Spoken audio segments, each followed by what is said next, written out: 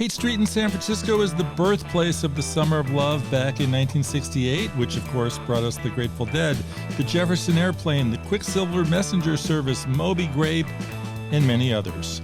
On this quick hit Photowalks episode, take a walk with us in the Haight district.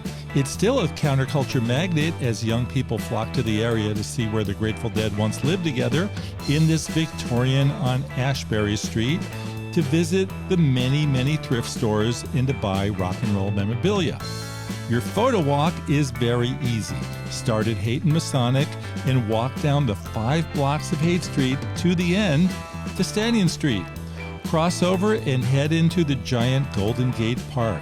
Along the way, check out the side streets and all those beautiful painted Lady Victorians just like in Alamo Square, and of course, marvel at those incredible thrift stores and get a bite to eat. There are many possibilities. Haight Street itself is named after the early California governor, Henry Haight, a controversial figure who espoused racist views of the time.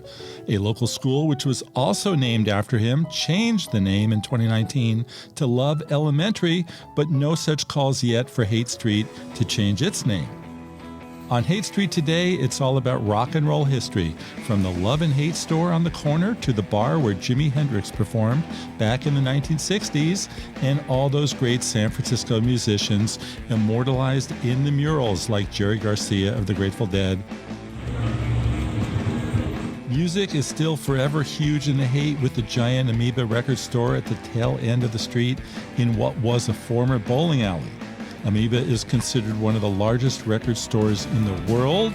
This has been a quick hit look at spending an afternoon in the Haight district. For more of our many San Francisco episodes, check out this playlist right here on Jefferson Graham.